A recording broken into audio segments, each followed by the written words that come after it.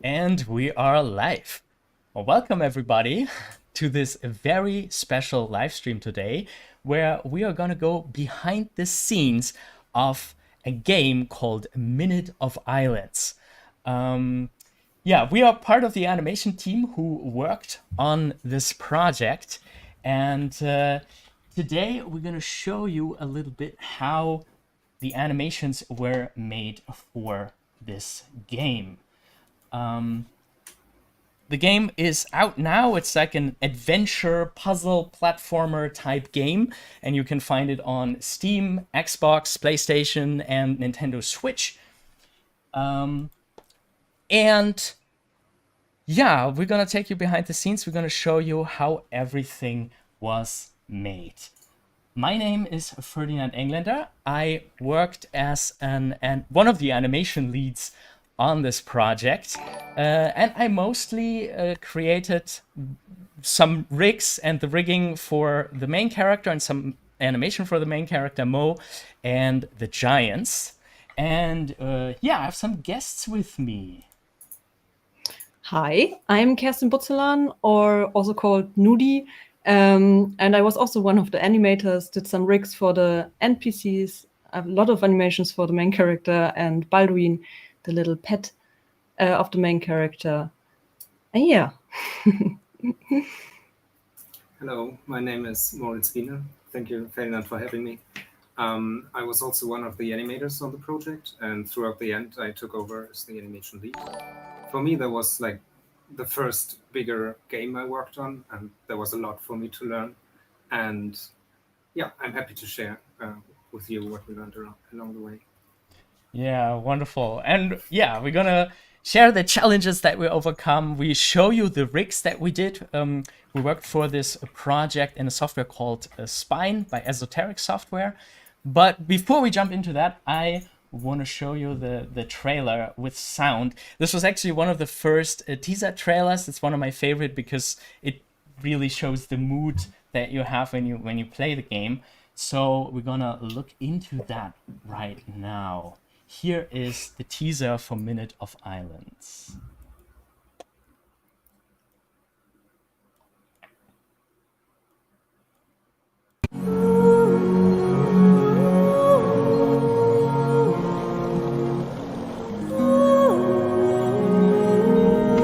You're staying right here, on these forsaken rocks you call a home.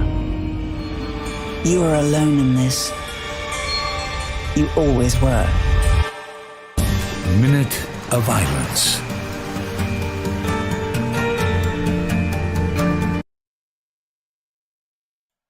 All right. And hello to the chat. Some familiar faces there. Hello, Kalarts. Hello, Infinite Imagination. Great that you are along for this ride. We're gonna start at the beginning here. And I think that was before you other two, you weren't there when we did the teaser animation, right? Yeah, no. Yeah, that was very early on, before the project became the big project that it became later on.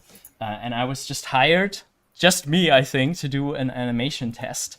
And I was given this beautiful background art from the art director, Tim Getzke, and a very early model sheet of Mo, which one of the biggest difference is that the poncho had a different color and the arms were coming out of the poncho differently. I love the color so much. Yeah, so cool. Had something warm, like all the colors in general. Like I really like the color design in this game.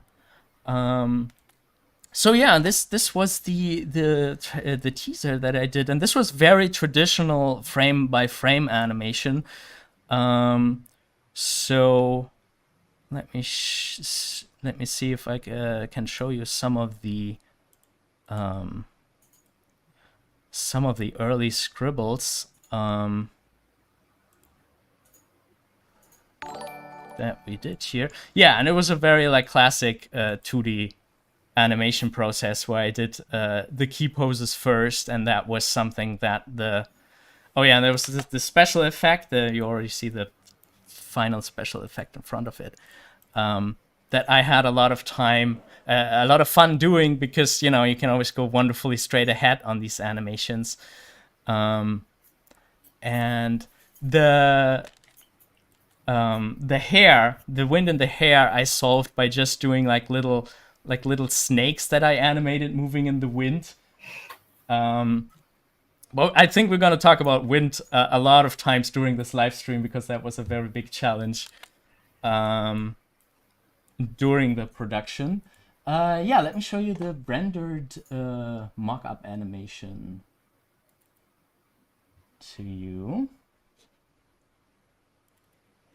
This is what it ended up being.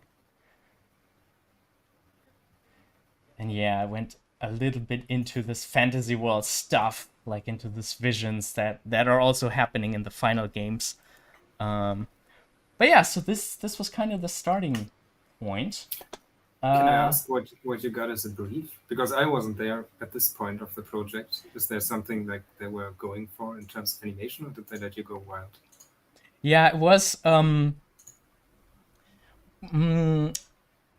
it was mostly going from like the concept art. There was concept art for the background and for Mo, and for a lot of the poses, like how she looks into the shell and stuff like this. And this pose, this was like already part of like the pitching document. And there was very similar art like that. But other than that, I was relatively free. Like the brief was she has to look into the shell, and then she has to be pulled up, and then there's a crazy world behind her with planets. And yeah, that was basically already consider the hair then for spine when animating it for the test like this? Did you know what you were getting yourself into?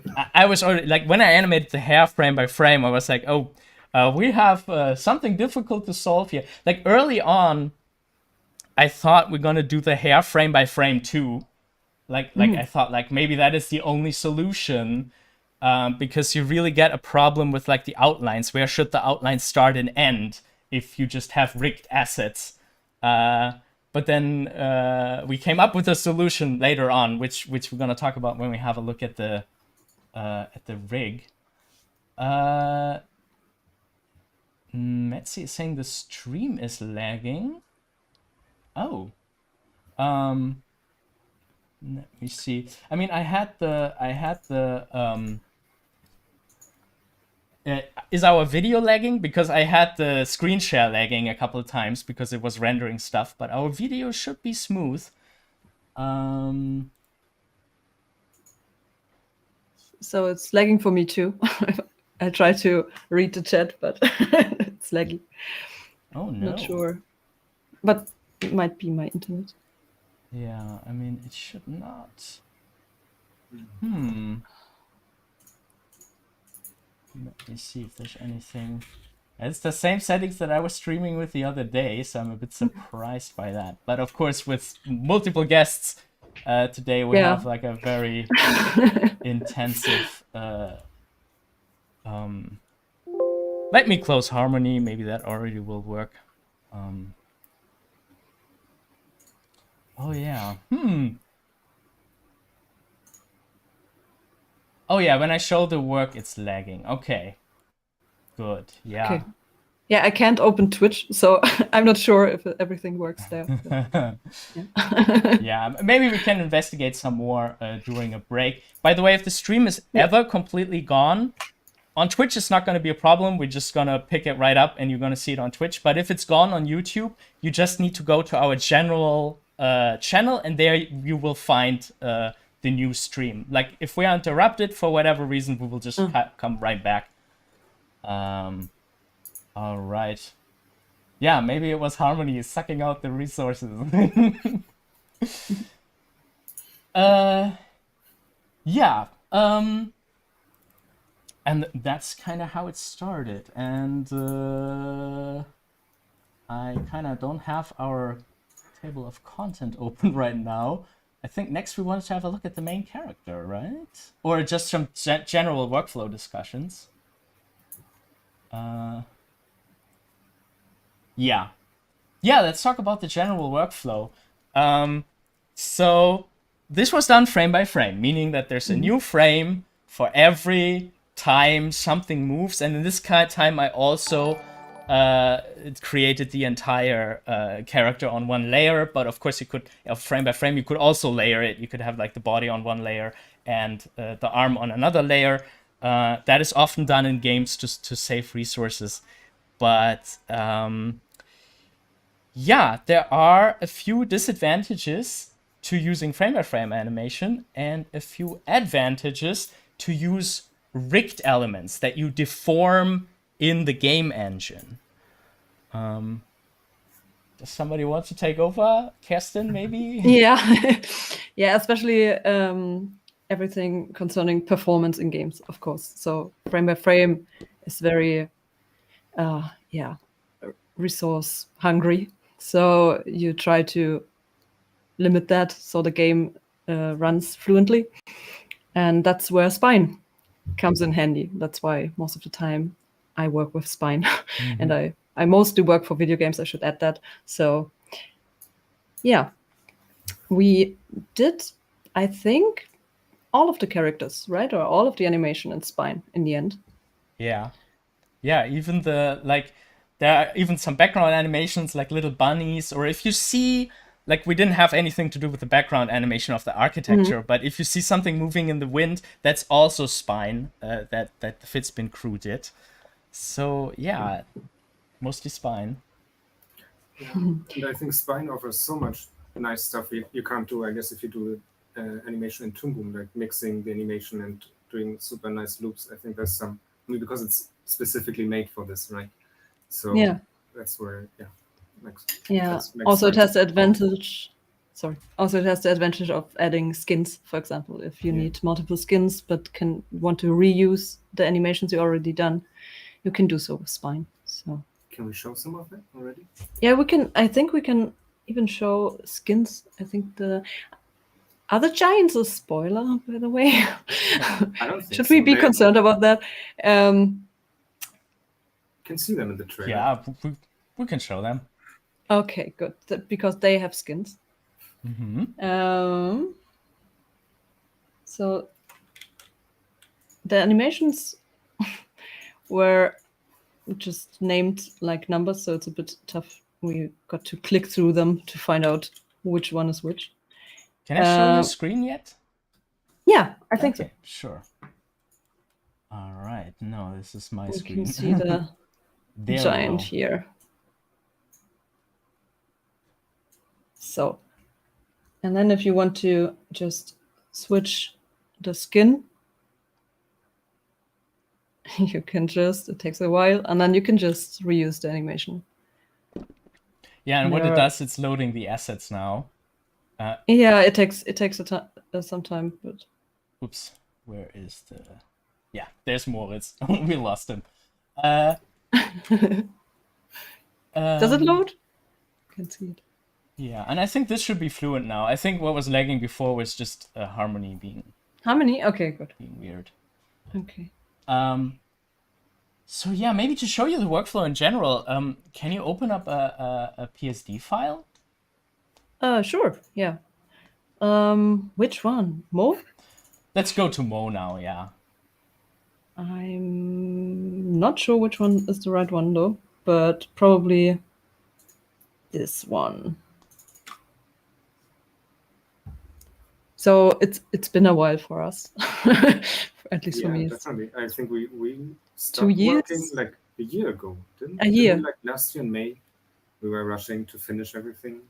Yeah. No, I think last year May we finished everything, right? Yeah, Wasn't but it that's what I'm saying. 2019? Really? Wow. We I mean, I know they needed some more time to squish some bugs, and the game was too late, right? But yeah, it's been a while. Yeah, just think about Since we that. opened this. We started, we stopped working. The animation was done, concerning the biggest part. The character animation was done end of 2019, maybe a little bit in 2020, but I think at the end of 2019, our part was done during the big characters and stuff like that. And the developers needed until now to do all the playtests and do all the bug fixing, and there was always stuff where they're like, oh, it's not quite ready yet, we can't show it yet. That's one Yeah, the of course, huge- not because they were slow or something. No, but it's no. that complex. Yeah, it's super Yeah. complex. That's one of huge difference for me to like TV or film animation. Like, you know, you just do your shot and it works, but with game animation, you're not quite sure like how this actually, what the engine does. And then, yeah, that was something I needed to learn.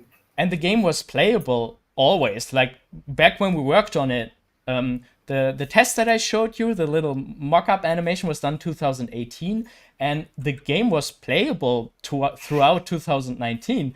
But you know, to have it playable with no fault and all the levels and all the locations, that took so long to complete. And yeah. Animation, film animation, game animation, it's all very laborious. Absolutely. Yeah, so okay, I found a Photoshop file that is a bit clean, because Mo and Baldwin were done in multiple steps, so they are not really that easy to show. But the welder, for example, you can see here, you need to cut the character in multiple pieces, and every new attachment that you will need to draw. For example, here you can see like fire sparks that we needed for the welding, which is done frame by frame, basically. There are three layers. There's the first one, there's the second one, there's the third one. And then they are mixed with keyframe animation. So getting the best out of both worlds in this case. Can you maybe move some layers around so people can see that? It's every element is on its own layer. There's one eye. There's one eye because you can copy it. Yeah. Yeah, right. And then there's I'm not sure what this is. Probably is the back side of the eye. I think it's the part of the mask or something. This one, it's called IB. Okay. I guess that's side view or something. Yeah, or something like this. Yeah, so you can switch between the front view and the side view if the welder is turning her head. The strap, head, the jaw, one strand, two strand, and then a lot of hands in case you'll need them, because the hands were done frame by frame as well, and just animated a bit with bones if necessary. And then this part here, for example, is the hose that will attach to this tank, and we would just stretch it and then deform it so that it looks like a hose, but it's actually just this tiny square little piece. gonna be turned into a long hose. So this is part of the rigging process. Just for the people wondering in the chat, we are seeing all your chat messages on all platforms, and we will try to get to as many questions as possible. We are collecting them, so even if we don't answer something immediately, we might come back to it. And there might be times where one question we can immediately answer, and sometimes we're like, okay, we answer that later. The basic workflow is we created these in Photoshop, these files where you have every single element of the character in one layer. Then there's an export script for Spine that puts all those files in individual image files as PNGs with transparent backgrounds. Can you maybe show a folder? Yeah, I can show should I show the welder images for the Mo? The Mo one is, I think, pretty interesting because the hair was done in so many pieces. And her Omni tool. Probably this one. Omni switch. Oh, can you see it? Oh, it's lagging a bit. Yeah. So Okay. those are all the parts for Mo. Yeah, so There's a dirty poncho, there's a clean poncho. These are all hair parts, everything that's blue here. Every part had 2 versions, one with and one without outline. Wait, I'll show you. So there's the one with an outline and there's one without. And they would be layered in a way so that when they move, there won't be any glitches with the outline.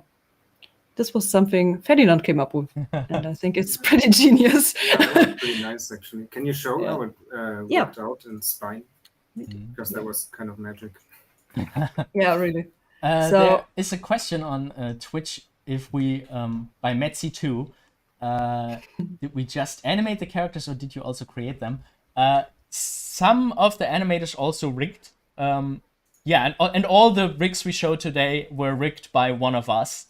And often also one person started rigging something and then one person took over, adding something Yeah. to the rig as it was needed later on. But it's not as if we Here- designed them. That was yeah, but you can see like Yeah. Tim was the one designing, Tim Getke, and we would get like a drawing, something like this,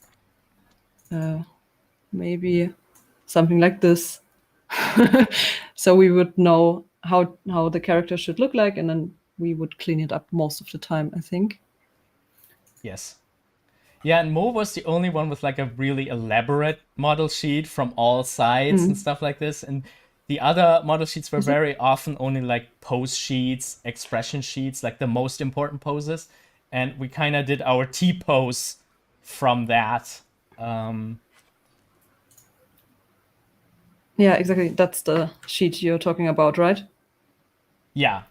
Yeah. So this is here's more- like measurements, how high she would jump, or how high or how far the ladder, what's the word, thingies are apart. Yeah, it had Steps. distances.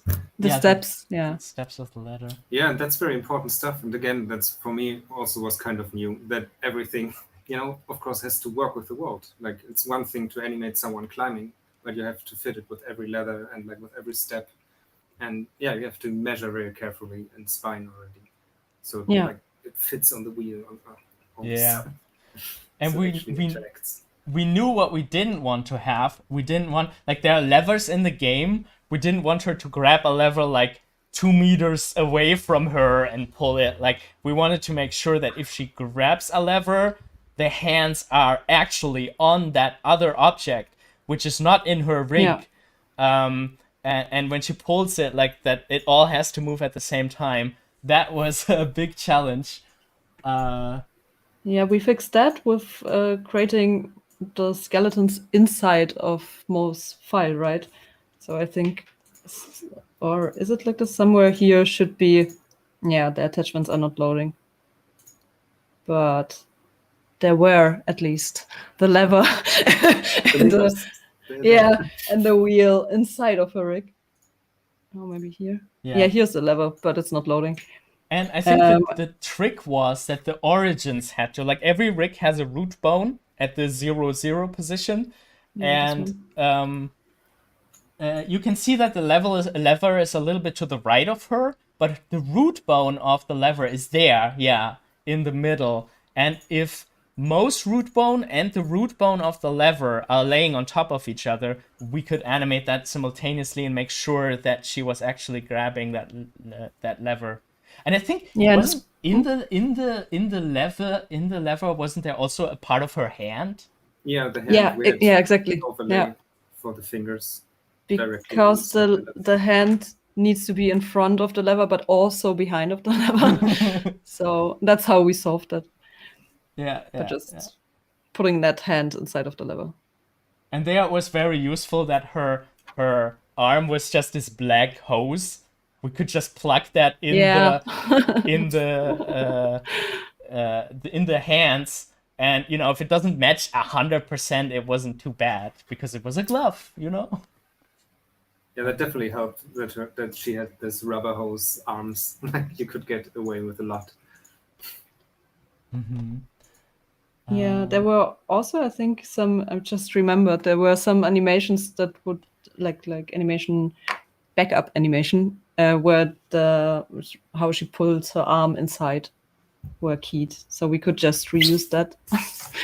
Just remembered that. Where is it? Somewhere here. Oh yeah, here it is. Can you see that? Yeah, like keyframes you would always need. Like if you want to get rid of her arms, you could use that helper Yeah. animation. Yeah, exactly. And out.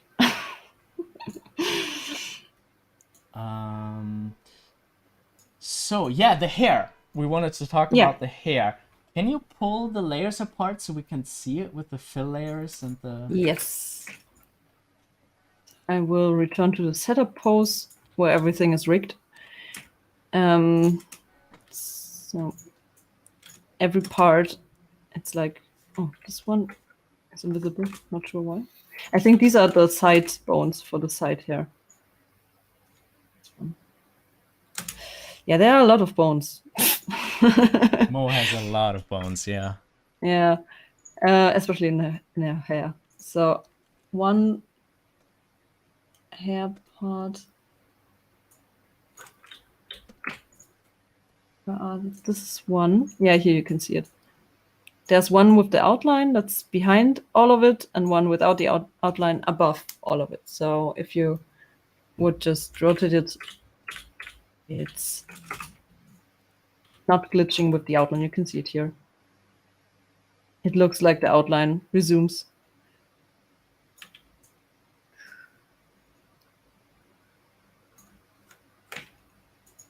Yeah. And I have learned this trick actually in Harmony. It's meant for if you have like the upper arm and the lower arm, and you do them in this way, then you never have like lines protruding, or you always have an outline basically. Yeah, that's super neat. If I can show my screen for a second, because the other way to do this is if you have like different hair spikes, like you have like a big hair blob, and then you have the hair spikes, you could do it in a way that they are open. Like you wouldn't draw the line here. But this way, you get like moments where the line is just going through, and or worst case, you might get something like this, where let me find a nice blue for her hair, where the outline would be broken. Because this, for some reason, while you were animating, it's going too far to the left, and then here there would be a gap in the line art.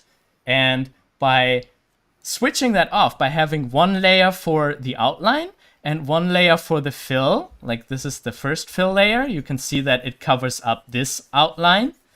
And then you have the second fill layer, which covers up the other outline. And the result is that within the hair, you don't have any outlines. And if you want outlines back, you could just have like a line layer that you put over it. Yeah, so this is how the hair works. Does that make sense, Chet? It also worked really well because the way of the character were shaded. We used a brush that was really like, how do you call it? Like pixelated brush, not a normal brush in Photoshop, but this. Yeah. It helped that the brush size was always the same, right? Yeah, also, but it was also very, pixelic. How do you say that? Like what is it called in English? The brush, der Buntstift. Oh, the pencil. Yeah. In Photoshop, we used the. Yeah. I think the pencil is the vector tool, but I'm not sure. There is a way to create like pixel outline or pixel strokes. And that was used, so it was very easy to just select the filling of the hair, for example, and just remove it.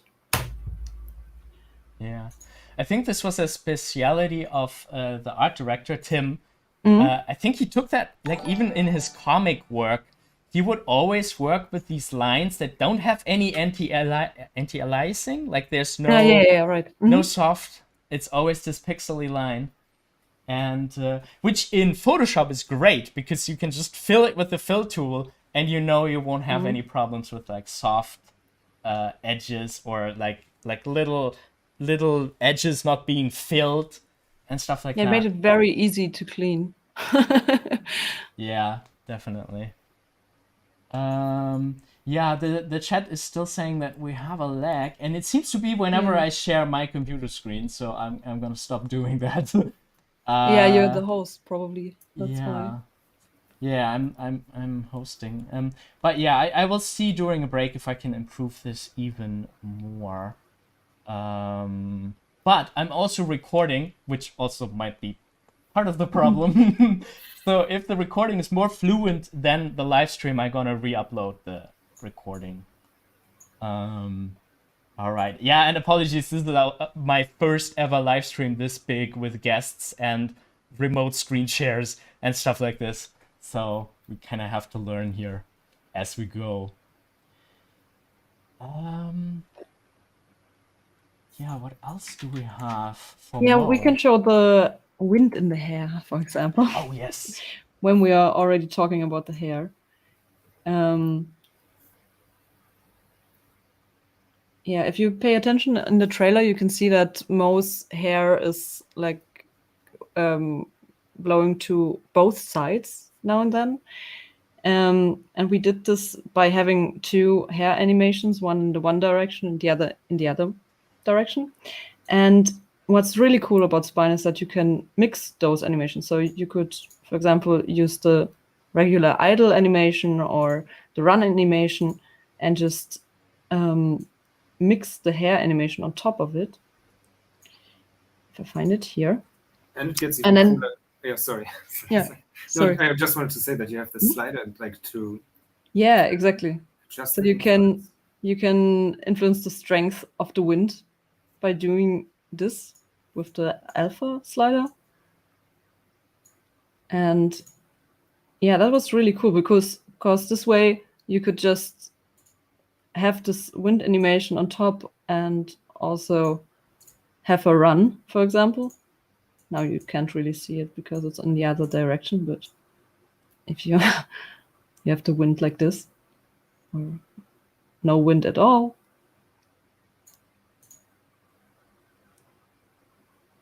Yeah. And So that was pretty cool, I think. in the end, they could mix it however they wanted in the engine, right? Depending, Yeah. I don't know. I'm lacking the vocabulary for the game dev part, but yeah, I guess they could put some, I don't know, colliders or something to say, okay, here's the strong wind. If you walk out of there, it's Yeah. going to get less.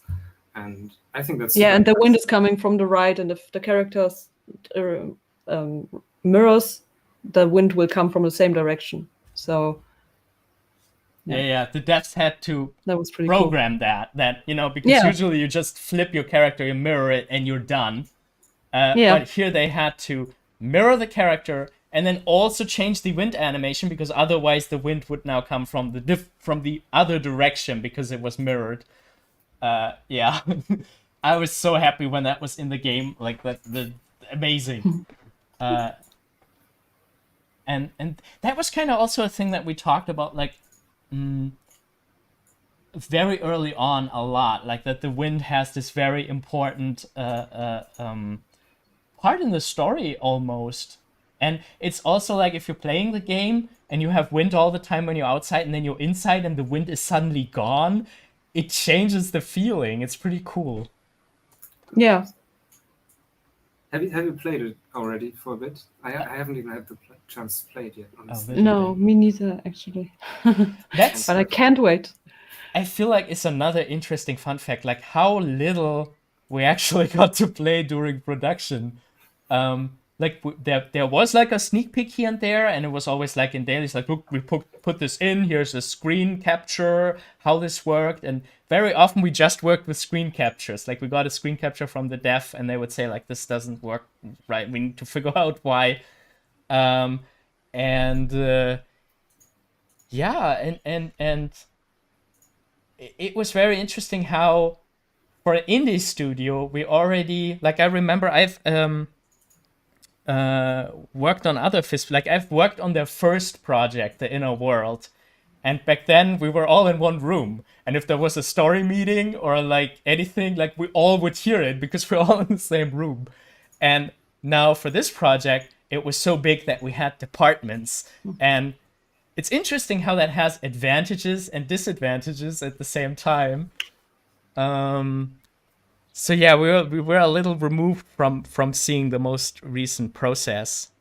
Yeah, also the project got changed a lot. Yeah, absolutely. Right. I mean, it changed. Like, and we were put on break from time to time because, again, I don't know. It was like we did our part. We were doing the character animation, mind you, not everything that's moving in the game. They already also did some of this, software themselves. A lot of this. So sometimes we had a break for like a few months, or like where we didn't even animate because they needed to figure something out before they could let us back to animation. And yeah, sometimes the project changed quite drastically, right? I remember some characters even got repurposed after a while. Yeah. And you animated them with something super different in mind, right? Mm-hmm. Yeah. I think nearly all of the NPCs were used different than when I rigged them, at least for my characters. Mm-hmm. Yeah. But I hope you didn't animate something that went to the trash. Could we? I have no idea. I need to see, right? But also the skins, for example. I just saw that Mo has quite a few skins that I don't think are used in the game. I mean, this one, of course, is, but like, Oh yeah, the furry skin. I mean, here's like, her face is obviously missing, but she's having her scarf above her nose, and then there's like a damaged version of this. And there's a mask version. But yeah, I think they got kicked pretty early on, so we didn't bother of polishing it then for all of the animations. So yeah, but I think the mask also, when I did it, was more like, we have this idea for like a story twist or story progression.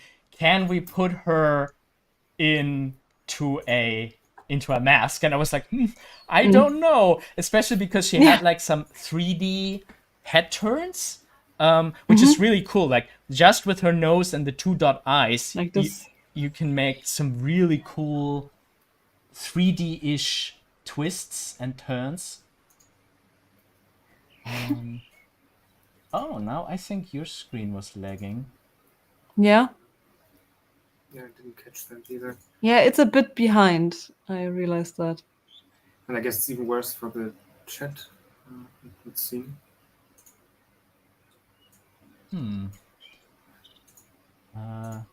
Yeah, so it was more like that. Can we do that? And I just tried it, and I tried to make it as compatible as possible with the controllers that were already there to fake the 3D effect, to make sure that all her controllers are still moving in the same way, but they would give me 3D head turns and stuff like that.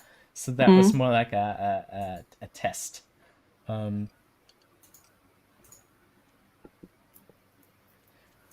Apparently someone was asking, Striker S04 wanted to see the lever animation again.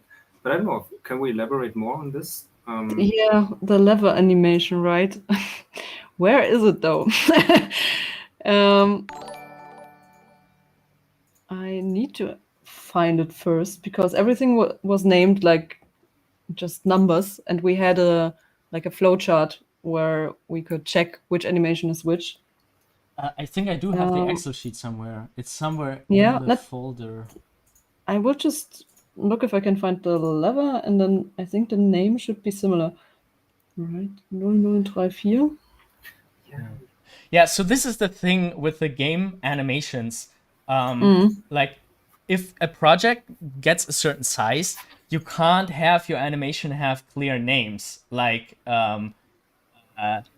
talking happy, talking sad, talking this, because you might add more to it, and then it's always like, is this now talking happy? Is this now talking very happy?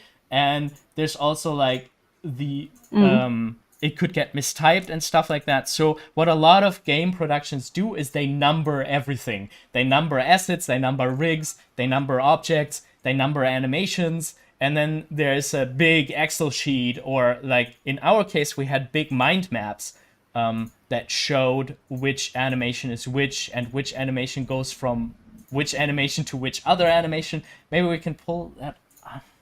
Yeah, that was also very interesting for me. Like when I first saw the flow chart, it's like a here giant mind map, and you can see which animation has to connect back to which. Because like in the game, you know, when you stop running, you go back to the idle, or when you jump down, and everything has to go work well together with each other. That was very interesting in the beginning. And we also had a little bit of blending. That's another advantage of using rigged animations over frame by frame. Like, even if the animation wasn't perfectly matching, the engine could blend it. It could blend the rigs to move into that other animation slightly over like half a second or even less. So you wouldn't have like an animation plopping all of a sudden your characters in a different stance. But it would like gently pull it into the other animation. Okay, I found it.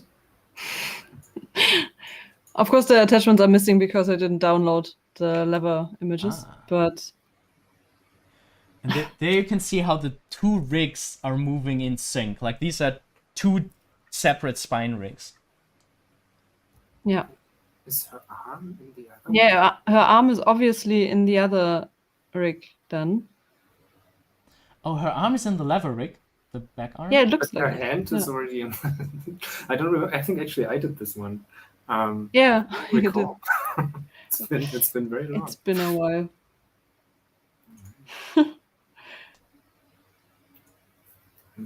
Yeah, that makes sense, because her whole rig is in front of the lever. So the arm needs Like the hand to and be... the arm that are behind it, Yeah. are in the lever. The palm of her hand, yes. Probably. Like we can't load it. It doesn't load. No, I don't have the image folder, so I only have most image folder, and I think these are connected to something on Okay, so I guess on the that's server. as much as we can show about the Yeah, but really awesome animation, Moritz. Did you also do where she pulls the wheel? I think you also did that. Yeah. It should be somewhere there. Here it is. That's the wheel animation. Oh, it seems to be lagging behind. Yeah, I mean, this was like the director we worked with. He always was asking for a lot of flavor for the animation. He always. I also saw this, some people commenting already. It was nice to see that people appreciate this, because usually in games they don't have like give so much time, you know, for really like pulling a lever or like for doing something, and that's something they really wanted to emphasize in this project. It was nice. Yeah, it was kind of interesting. Like, one thing, we always got these whoever was doing animation lead, like in the beginning it was me, and later Moritz took over. And yeah, flavor was a something that they said very often, and it's open for interpretation. What does that mean? But but I think we got close to what they wanted in the most parts. Yeah, and I feel like you also have like it makes the game really unique, that some of the animations, they are slow. You need to wait for Mo to do something. Like, this is not like a super action game, and that really changes how the game feels. And I think for animators, it's always interesting to be such a big part of it, because in many games, especially in jump and run type games, it's often only functional. Like, or not completely functional, but it's like, you know, it has to be in the air and jump, and there's no time for like some cool animation stuff, like going, like doing a great anticipation for a jump.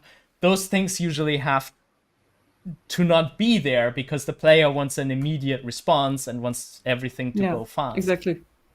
So that was really cool. Yeah, as you said, again, like I like that the game devs really, the director, he appreciated the animation and what it does for the story, and that it ties in together.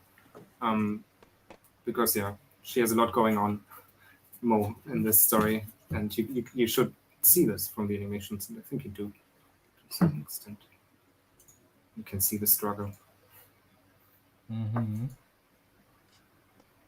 All right. Do we have more that we wanted to show for Mo? From Mo.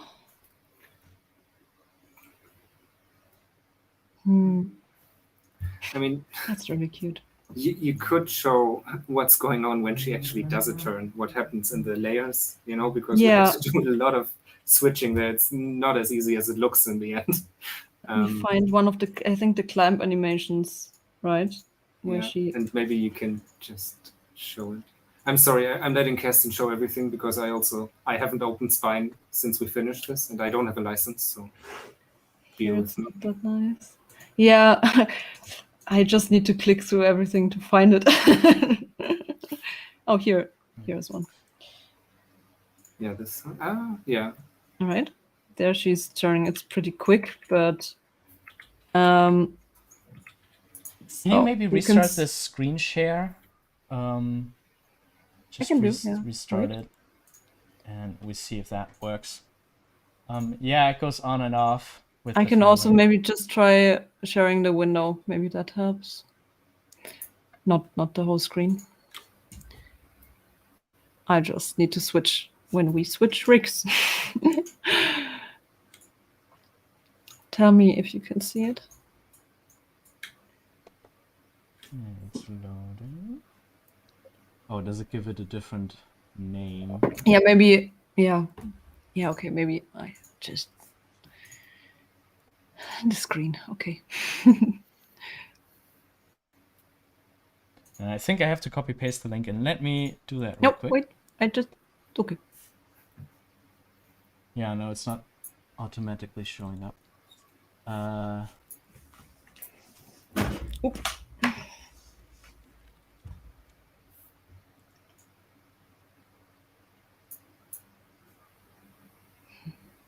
There we are There we go. again. Okay. I hope it shows. Yeah, kind of. Okay. Yeah, so there's like a mixture of, there's an installation here where the hair is just pushing to the left and the nose appears here. You need to turn it on manually. You can see it's completely stepped. Every frame is a key. Because especially with the hair, you will need to rearrange the draw order, which means basically the order in which the layers are layered. And yeah, so you really need to get your hands on every frame. There was also somewhere, there was this part here, like the side hair part, that was only visible when she turned her head.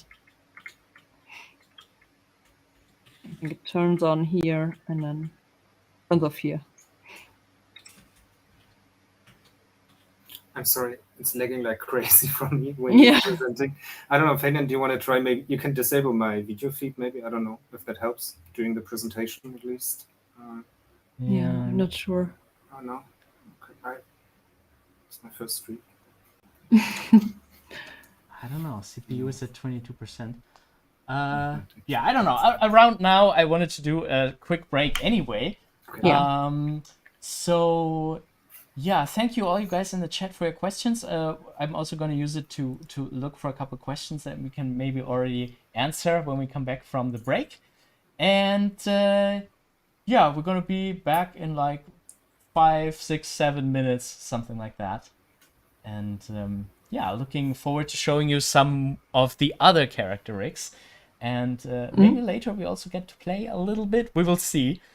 All right, so see you in a couple minutes. Bis gleich.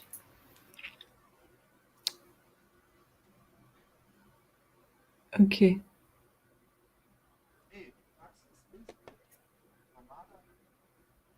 Sind wir tatsächlich gemutet? Ich glaube. I can still hear you, so you're Okay, not good. muted. I can't see you. Yeah.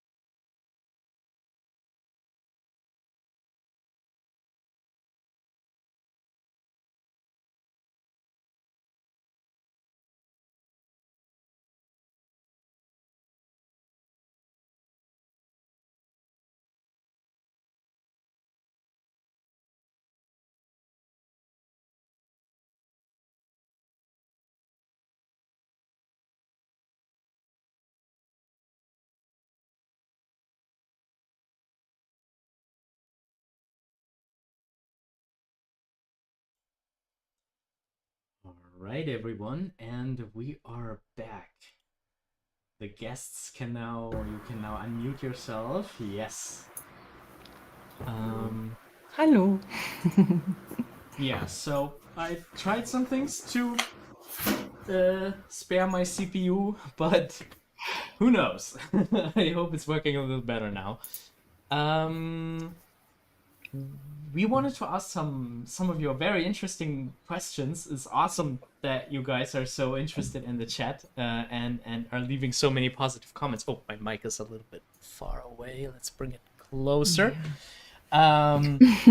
So that's really amazing to hear from you. One question that I wanted to talk about.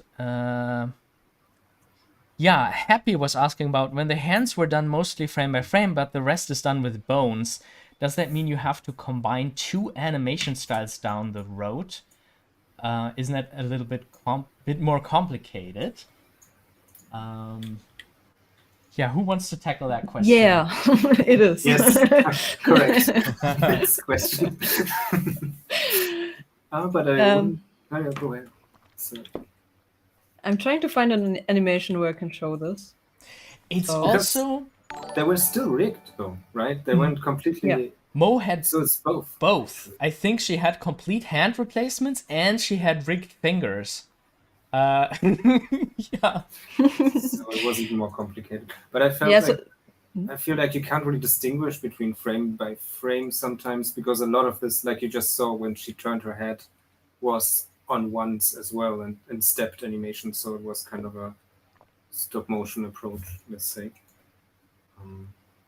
So I didn't feel like I have to switch between different styles on my thinking when approaching this shot. It's more like you try to do it with the like interpolation or something, and if this blows apart, then you have to go in and do the step by step. Yeah, and use the hands. frames. Yeah. Yeah, that's how you usually do this with this type of technique. I think you use this type of technique in nearly every gaming project, at least for me, because some things can't be achieved nicely by just interpolation. So you usually start with interpolation animation, and then wherever it fails, you will use the new attachments. I'm just not sure where to show it. Can I already show you a screen? Maybe on the lever? I don't know. No, you can show it, but I'm just clicking through it and trying. When she puts down her tool in the end, I think. Her Oh, tool. it's not shared yet. Or maybe when she touches the. Oh, it's not giant- shared. Yeah, give me. Awesome. Yeah, okay. Wait, Yes. you will need to copy the link again, right? I have some more time Yes. looking for the animation then. Yeah, putting down the tool. Just where is it? Maybe I can answer another question. Until we look. Yeah. Yes. Oh, well, that was quick. Or maybe Ferdinand. Maybe I think they are directed at you, probably. Maybe still about this mixing of as Kerstin already said, you always have moments where you're like, this is too difficult to rig. I just make a drawing real quick and throw that in there. I think what you can always do to make it work a little better is to make the switch during quick motions. Like if you, like in Minute of Violence, we try to do things very smooth. Like that's the reason why she has rigged fingers, so she could actually like open her hand and stuff like that. But it's also like if you hide the opening of the hand during a motion, like you have a motion like rotating like this, and in the middle, like here, you just switch out the drawing. It's usually fine. People will not miss the in-betweens. So this kind of makes it easier to mix the styles if you hide it during a very fast interpolated motion. Yeah. In this case, for example, there isn't the whole hand switched out, but just like curved fingers that are here that we needed in the beginning of the animation, so the fingers can be in front of the tool. And then somewhere here, they are just turned off. So you can see it over here. Here's the curled one, it's turned on, and here the other one is turned on. But I'm even not sure if we really ever used Mo's drawn hands, actually. I was just about to say, because we just had this one hand basically that you had as a default hand, and from this we built everything. Like if it's a closed hand or grabby hand. Most of the things. Like, yeah, we didn't have any specific hands. I mean, you can do nearly everything here. I know we faked a lot of stuff by just scaling them so that the finger looks like it's maybe pointing to the front or something, or shortening. There's a very important question from Stage 1 boss. Yes, it is a floppy disk. And the game is called Drive 4D. Imagine that, on a floppy disk. It was one of the first games I played. I still kept it.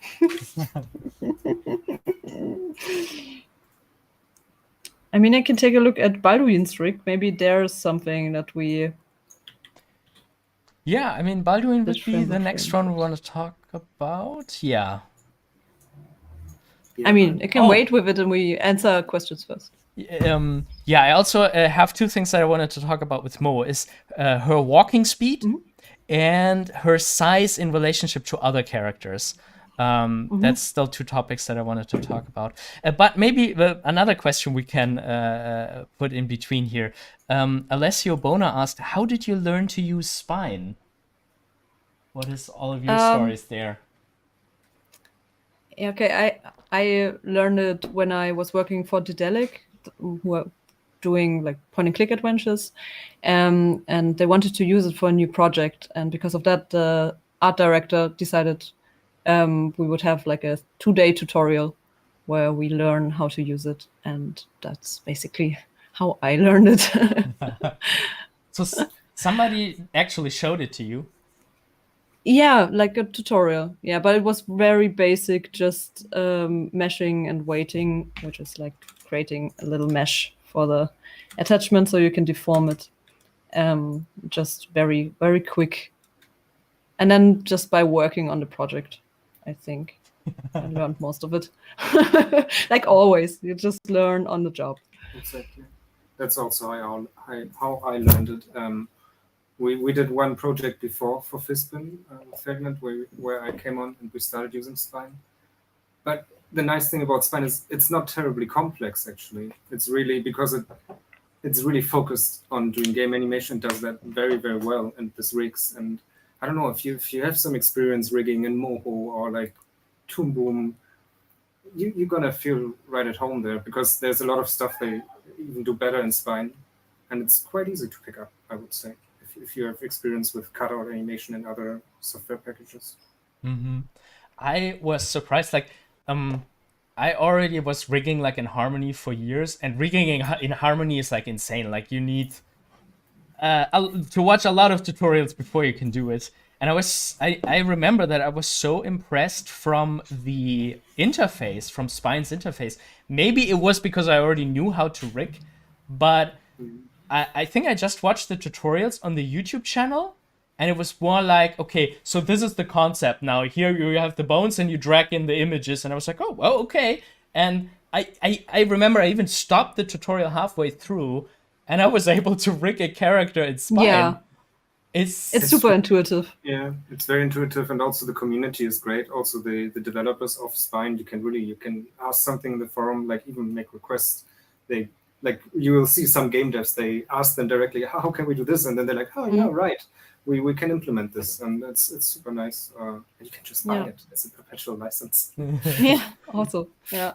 Yeah, somebody earlier said like, quite expensive, but it is really like, you buy it once and then you can keep it for all your game projects, and they keep improving it so much, and they listen to you. Yeah, it's changing from year to year. Yeah. It's crazy. Yeah. And it's very so powerful, many new features. Because it's very focused, I think, on what it does, and does it very good. Like, Yeah. I mean, it's done for the sole purpose of like video game animation, and that's where the focus is. So it's very slim and intuitive, I think. Yeah. Compared to, I don't know, Photoshop or Harmony, for example. Exactly. Like, there's not so much to learn, actually. That's the Yeah. bottom line. I feel like it's very straightforward. Yeah. And I remember also, like, unfortunately, that wasn't the case in Minute of Violence, because we had to be very careful with our spine version, because our developers did a lot of complicated stuff with the spine stuff. Like, you can see there's like light and shadow in her on her body and stuff like this, and that was all extremely complicated, amazing shader stuff that our devs put on top of the whole spine thing. So unfortunately, after a while, we were locked into a spine version. But what is so awesome about spine, like, if you have a problem and you write in the forum, like, I have this and this problem, and the developer says, like, oh, this is actually a bug, we're gonna fix that. It's fixed like 1 week, 2 weeks later, it's fixed. Yeah. You can update spine, and a problem that you have is gone from the entire software. And that is amazing. Like, you don't have that anywhere else. Adobe, maybe in 2 The years. same stuff since like updates. We've been waiting since CS6 for some stuff to be updated. Yeah. Yeah, and that's really, like, at the Harmony people, they really try to solve a problem for you, but they also have like a 1 year development cycle, and no chance. They don't change the underlying structure either of the software, but that's a whole nother thing. But since Alessio asked again how to learn it, how to use it well, I guess really you just have to use it. You learn from every mistake and every new project or every new rig you approach, and like, oh, why is this breaking? And yeah, there's no easy answer to that, unfortunately. And I have the feeling with every rig, you think like, next time I will do that differently. Next time I know how to do that properly. And then you learn with every rig you do and with every animation. And it also depends, like you say, with every rig, because every rig or project has different things from the rig. Yeah, because, as well, yeah. Again, like now we have like a rubber hose arm, like a very bendy arm, but maybe you have something that's supposed to be more naturalistic, and you have to come up with something more solid. It's not difficult, but anyways, you have. Yeah, I feel like troubleshooting. The moment you're done with the rig, you're like, oh, I should have done that differently. Yeah, yeah, really, like, now it's too late. Okay, next time. Yeah, and sometimes you have to do it over again. Like, I remember Mo's poncho. Can you actually show that, like how the bones at the sides are and stuff? Yeah, I mean, I can show the poncho in general. Like, I tried because I wasn't there at the beginning, so I don't know really what you changed. I tried many different things. Like this. I think and then there there's are like these side pieces. Yeah. And then there's like this bone here, and you can then do stuff like this to smoothen the edges.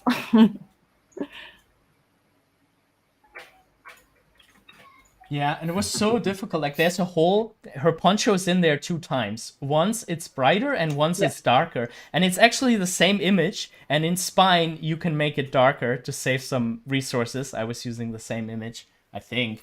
No, I think it's just the bottom part. Look. Oh, or it's just the bottom part. But yeah, it's yellow usually, and it's just turned down. Yeah. I mean, you can turn this up, and then you can see it's yellow. And you can just color it. I think it was different at one point. I think there was something like a black. I think this was black in the beginning, and then it looked pretty weird when you would see it because the legs would vanish in it.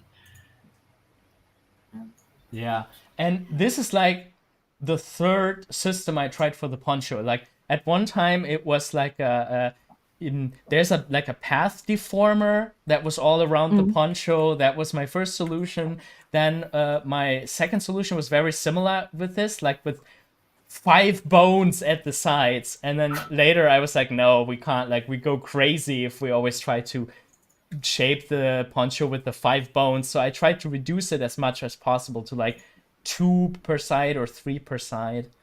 So yeah, let's just check an old rig maybe. Maybe there we can see. Oh god, yeah. Oh god, yeah. At least I opened something. Not sure where it is. There it is. Wow. Oh, it's not here yet. Yeah, it's the one with path Now I do. constraint. Okay.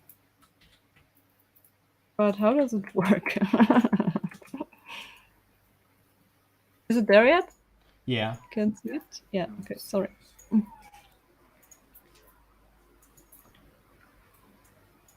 Yeah, so here you can see that there's like a path constraint on the edge.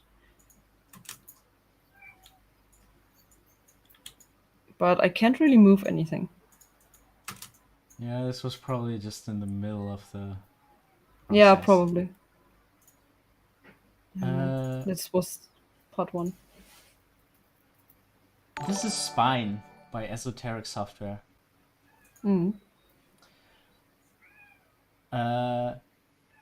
Yeah, so this is like a wild, like, this is typical for spine rigs. Like, if you are in the middle of rigging, it looks really wild. You have pictures just floating around everywhere because you needed to move something out of the way and stuff like that.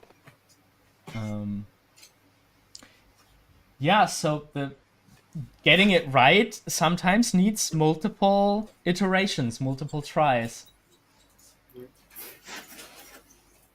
Here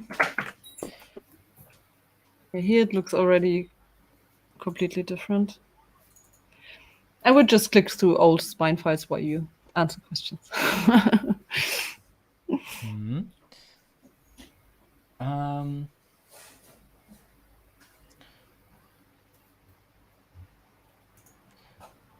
Let me see. What other questions do we have?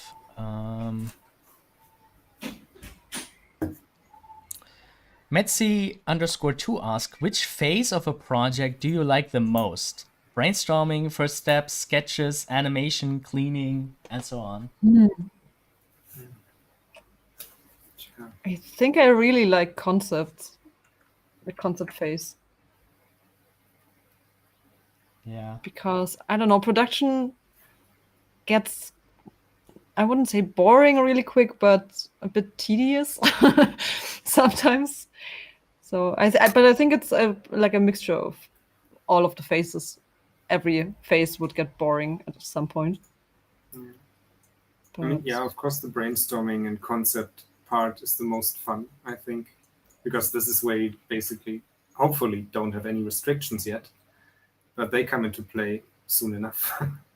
And, you know, like when it comes to actually producing it, then you're also very faced with other problems. But yeah, sometimes basically you don't get to choose. I mean, for me, like if I come as an animator to a project, that's all I'm going to do, animating. I'm not going to mess with any other department. Because, like, you know, for this, for example, Mineral Island, of course, we weren't involved in something related to the story or the gameplay because we were just focusing on getting the animation right. Yeah. So, although the briefings did have some liberty, like it was usually like we got what the action's supposed to be and what was the most important thing about it. But if we had some extra ideas that we wanted to try, they were always welcomed. Sometimes we had to dial it down a bit or get rid of something, but usually they were very happy if we offered something extra. Yeah, but it's not like you would tell them, yeah, and then Mo discovers a whole different island and she sees something. Of course. Yeah, right. That's not That's how you another go, you know, department, like, no. The director's going to show you the door. No. Okay, but we're having some lag problems. Again? Yeah, I think it's only the screen. Yeah, I see it. It's only the screen share, the remote one. Okay. Should I restart it? You could try, but when you start the screen share, do you have like a quality selection? No, I can choose between my screens. I could choose a window, and that's about it. And I think before you do that, is there like a pop-up advanced settings, like a little tab? No. Select screen to share, it just says. And then maybe No, the settings here don't help.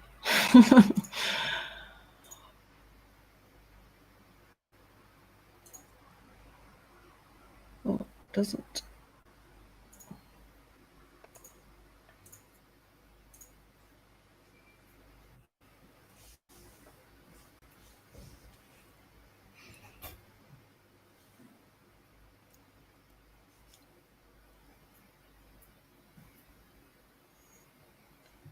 Does it work? I can't really see it.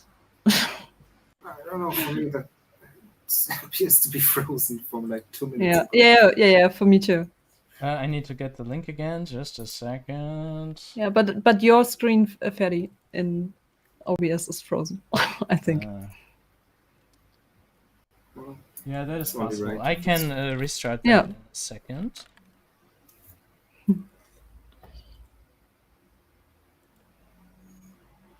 Yeah. yeah.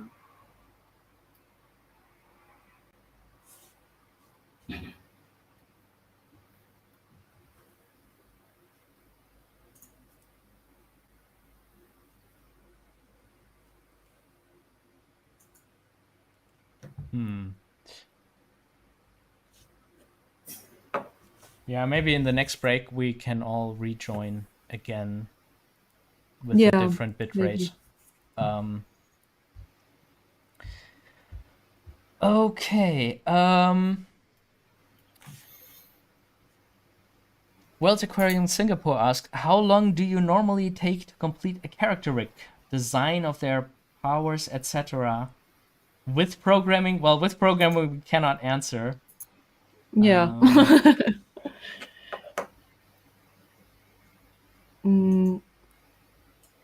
Also, it's often not that straightforward, I think. For NPCs, it is. You usually create a rig and then you do the animations and then it's done.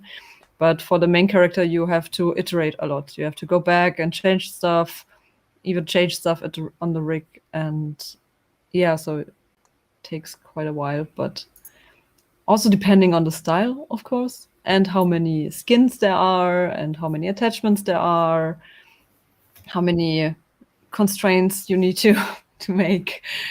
But it can take from, I don't know, if it's just a rig, if everything's already drawn, I would say from 1 day to multiple weeks, depending on the complexity. Yeah. Okay, so people say the entire stream is frozen. Jenna, can you confirm that? Like our faces are permanently frozen? Well, if that is the case, then We'll need to do a podcast instead. yeah, we're doing audio only. Is the best way to present animation. Yeah, okay, that's a thing that I don't know how to fix, because if OBS is just putting out one frame, there's nothing I can do. CPU is at 25%, so Yeah, maybe I don't know. Yeah, maybe is restarting the stream an option, or? We will lose this link on YouTube. It will start an entire new stream. Let me refresh the videos, the guest videos. Yeah, maybe we have to go easy on the sharing, then we have to act it out. Yeah, maybe. Fine. I mean, You can show up some prints, I don't know, but I don't know. Yeah, I guess as long as we don't share, it seems. Yeah, maybe I'm just stopping the share right now. Maybe that helps something. Can we just talk? Bummer. Without the video.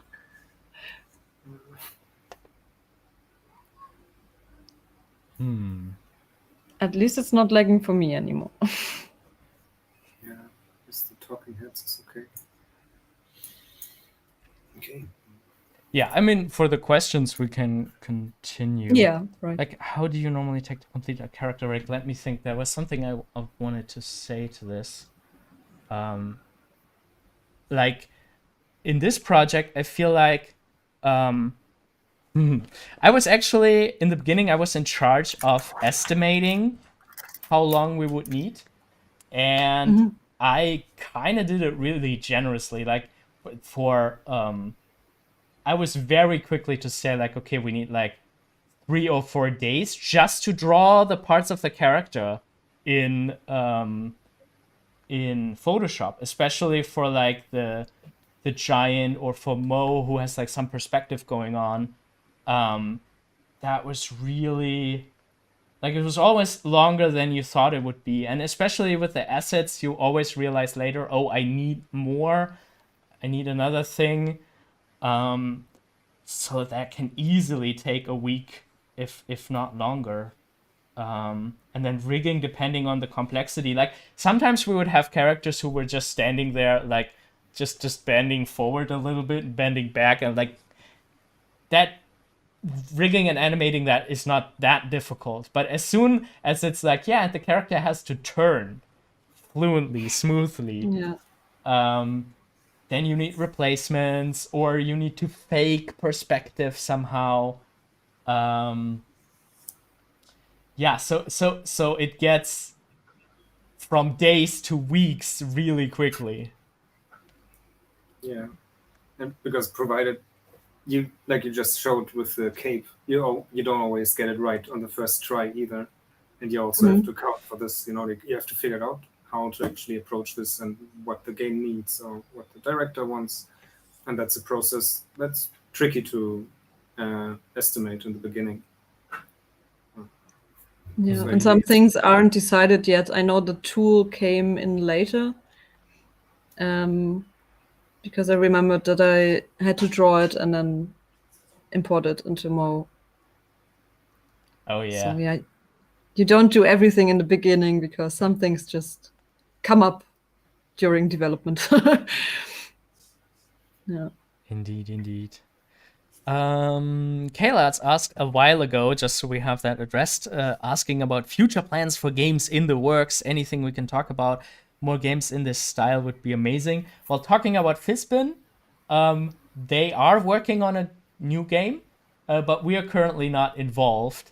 So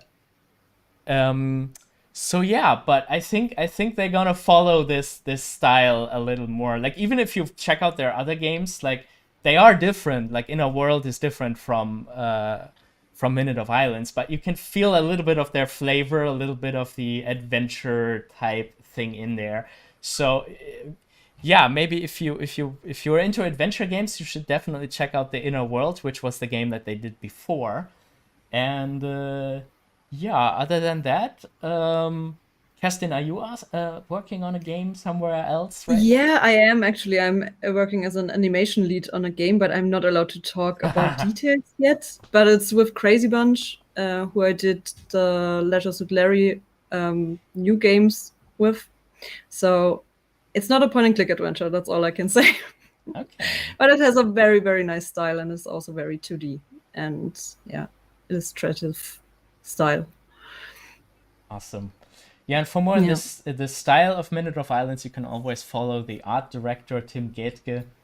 The style He's is also awesome. an amazing comic artist, by the way. Yeah, That's how I got to know him. it's really beautiful. Yeah. Really awesome. And for me, that always helps. I mean, I saw another question from Mitzi2_2. And for me, that always helps as well. If you can work on a super beautiful project, it's just fun to work on it. Like, to have this beautiful designs, this beautiful world, and to be part of the team and bring life to this and like do a part of this. That's for me a huge motivation on the projects. And to be honest, I kind of also choose my projects based on this. If I spend so much time sitting here and animating, it has to be something that I enjoy looking at, and that definitely helped. It's really a gem. Minutes of Island. It's really nice to look at. Yeah, definitely. I always like challenges. Like, if it's just like, okay, this is a character who is just standing there in 3/4 and has to like kind of like, the animation doesn't have to be pretty. It just needs to be clear that he's talking or something. I don't like that. That's not game animation for me. What I hate in games are these idle for the idle's sake, where characters just like, when they go like crazy and everything. I know. like wobbling. Like, who is standing like this? So that was one thing that I brought to the table. Like, if I'm animation supervisor at a game, I'm always like, okay, I don't want to see this. I want to see like the character is here in the background, and that was kind of difficult because the backgrounds weren't finished when we animated it, and in some cases drastically changed. The characters were standing somewhere completely different, but I always wanted to have in the idols, I wanted to have the character still acting, still be like, you can see that in Mo, like if she is standing around or even while walking, she's looking at the environment, and it's so crazy that it works. Like, it was just an animation that was mixed on top of it, also triggered through zones where she's just lifting her head, but it really has the illusion like she's looking at stuff. And I love challenges like that. Like, if I'm allowed to do this in a game project, really bring some acting to the table, that is one of my favorite challenges in game animation for me. Yeah. I actually like just figuring out how to build a spine rig and make it work. I don't know why, but it's somehow really satisfying if you get it to work then. And you're like, spine can do that! Wait, I will figure it out. It's like being a spine detective. No, I can understand that too. Technical challenge. Like, what I love as a challenge is doing 3D rigs. Like rigs that can do 360-degree turns. And in Inner World 2, which we're working on before that, the main characters could turn 360-degree, and Mo can also turn 360-degree. Not with one slider. Unfortunately, it's not that easy. But it was possible to animate them 360-degree turn. Like, that is a technical challenge that I like to do. Yeah, again, like I can totally agree that like having this challenge is really also what keeps you motivated as well, I think. And that's again why also I haven't really done a project of this scale in games or in Spine for that matter. That was a huge challenge for me as well. But again, like figuring this out and making this work, and again, Spine, like every new software or like project brings new things you haven't learned before or like just didn't know. And so I think it's very nice to expand your horizon with every different project. Like in animation, there's so many different projects you can do. So that's very nice. And you can like bring stuff from one thing to another. And it's cool. Another question Kayla asked a while ago, like way at the beginning. How smooth was the process of bringing the animation into Unity from Spine? Is the hierarchy maintained one-to-one from Spine to Unity? So here's the thing. We were not very involved in importing the animation into Unity. It was more like, something doesn't work. Do you know any checkbox in Spine that will fix that? That was the biggest part of our involvement in bringing it in from the technical side. But as far as I know, the bone hierarchy and everything is still there. Like, you're not rendering it. It's not a rendered export. The rig is actually there, which is really cool because you can attach stuff to the rig. You can put stuff into her hand that wasn't. We didn't do that for this project, but in theory, you could put items in a character's hand or something like this. You could even modify the animation. We also didn't do this. We thought about that for Mo's looking at things. There could be a constraint that would actually change her bone orientation. That's what we did, for example, what you just mentioned, when she walks around and she looks at something.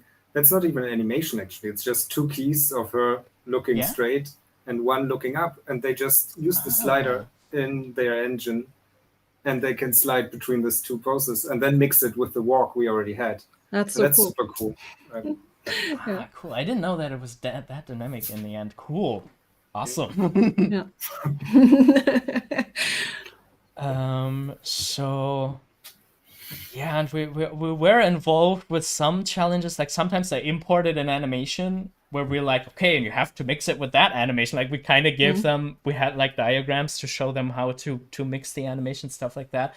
And then there was one time, like one big problem where mixing the animations didn't work properly. And that was like the biggest technical Unity challenge that we were involved with.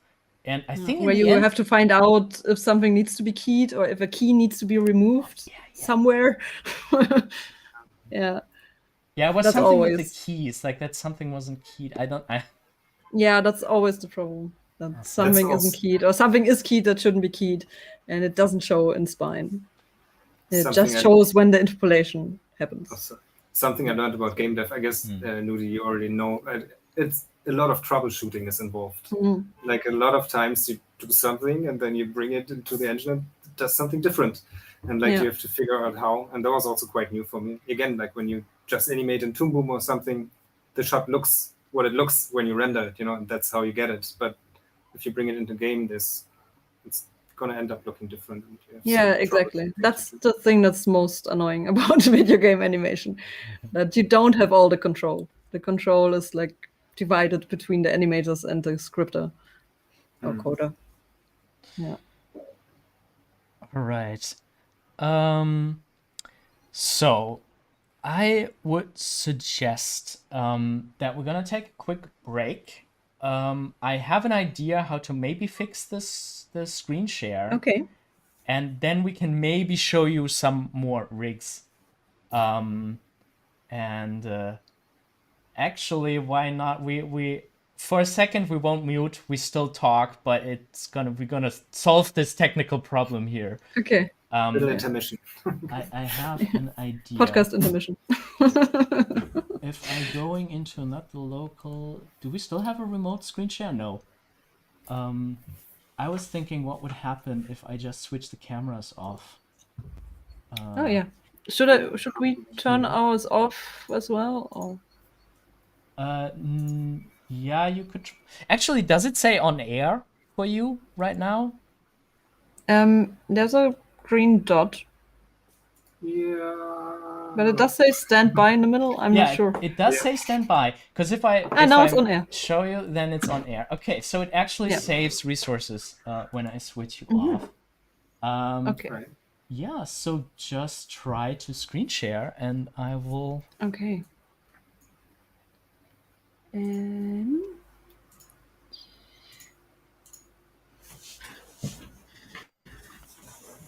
I'll put that link in.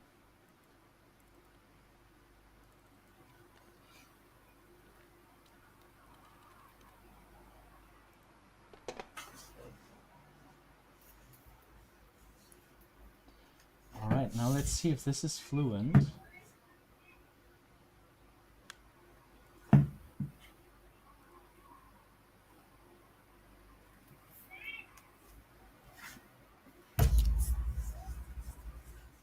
All right, are you doing something?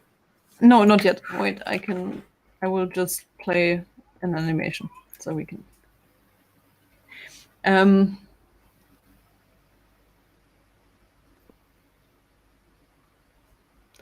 Won't it help if we turn off our camera altogether? Yeah, you could try it. Actually, I can do that. Let me see. Okay.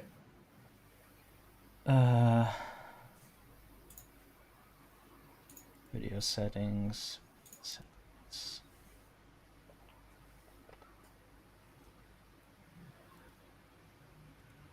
Oh no, I can't.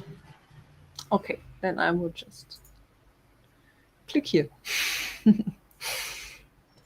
does look fluent for me in OBS.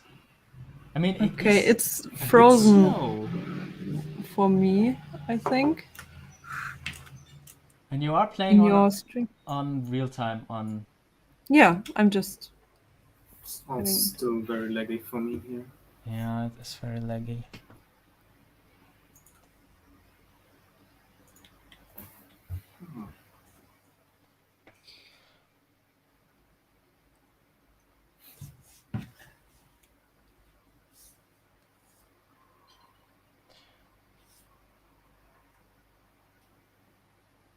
Okay.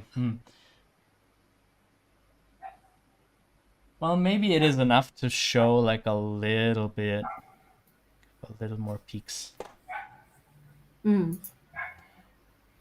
right, let's do a break for real now, and maybe I have an idea of doing that, and we'll be back. Okay. Also troubleshooting. Yeah. Yeah. Thank you for sticking with us, and we'll be back in a little bit.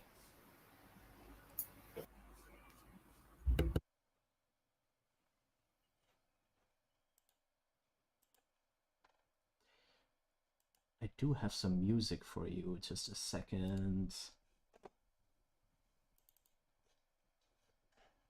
There we go.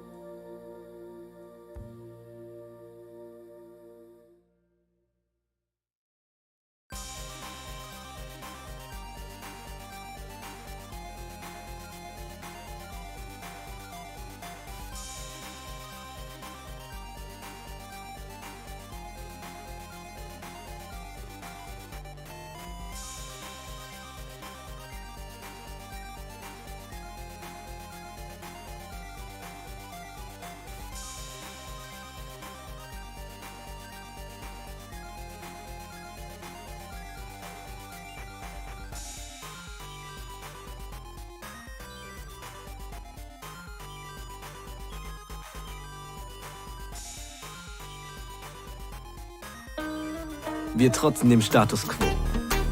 Wir sind Macher. Wir sind Veränderer.